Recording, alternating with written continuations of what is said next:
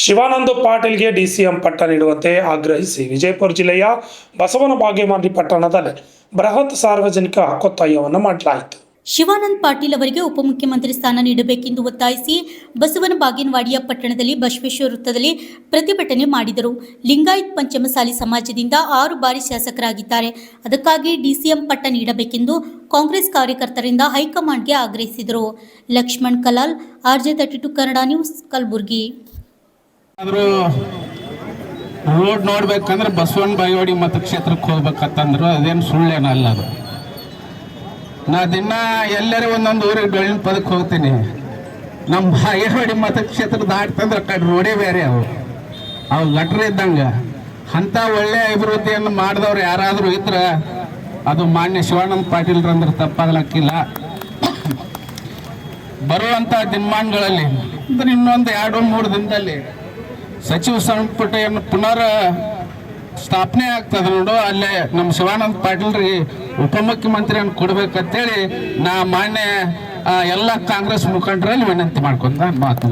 ಪ್ರಾಸ್ತಾವಿಕವಾಗಿ ನಮ್ಮ ಶಂಕರಗೌಡರು ಹೇಳಿದ್ರು, ಅವ್ರು ಮಾಡಿದಂಥ ಯೋಜನೆಗಳು ಎಲ್ಲಿ ಕೂಡ ಅವರು ಕಳಂಕರಹಿತವಾಗಿ 2 ಸಾರಿ ಏನು ಮಂತ್ರಿಗಳಾದರೂ ಕೂಡ ಅವರು ಪಾರದರ್ಶಕವಾಗಿ ಒಂದು ಆಡಳಿತವನ್ನು ನಡೆಸದೆ ಯಾರಿಗೂ ನೋವನ್ನು ಕೂಡ ಮಾಡಿದಂಥ ವ್ಯಕ್ತಿ ಯಾರಾದಂದರೆ ಅದು ಶಿವಾನಂದ ಪಾಟೀಲ್ ಸಾಹೇಬ್ರು ಅಂತ ಘಂಟಾಘೋಷವಾಗಿ ಹೇಳ್ತೇವೆ. ರಾಜ್ಯ ಸರ್ಕಾರವು ಈ ಮುಂದೆ ನಾಳೆ ನಡೀತಕ್ಕಂಥ ಸಚಿವ ಸಂಪುಟದಲ್ಲಿ ಇಂಥ ಉತ್ಸಾಹಿಕ ಮಂತ್ರಿಗಳಿಗೆ ಒಂದು ರಾಜ್ಯದ ಉಪಮುಖ್ಯಮಂತ್ರಿಗಳನ್ನಾಗಿ ಮಾಡಿದ್ರೆ ಏನು ನಮ್ಮ ಭಾಗದಲ್ಲಿ ಉತ್ತರ ಕರ್ನಾಟಕದಲ್ಲಿ ಅದರಲ್ಲಿ ನಮ್ಮ ವಿಜಯಪುರ ಜಿಲ್ಲೆಯಲ್ಲಿ 8ಕ್ಕೆ8 ಸ್ಥಾನಗಳು ಮುಂಬರುವ ಚುನಾವಣೆಯಲ್ಲಿ ನಾವು ಕಾಂಗ್ರೆಸ್ ಪಕ್ಷ ಇನ್ನೂ ಗೆಲ್ಲಕ್ಕೆ ಹೆಚ್ಚಿಗೆ ಆಗ್ತೇವೆ ಅಂತಕ್ಕಂಥ ಮಾತನ್ನ ಹೇಳಿ ಇನ್ನೊಮ್ಮೆ ನನಗೂ ಕೂಡ ಮಾತಾಡಲಿಕ್ಕೆ ಅವಕಾಶ ಮಾಡಿಕೊಟ್ರು.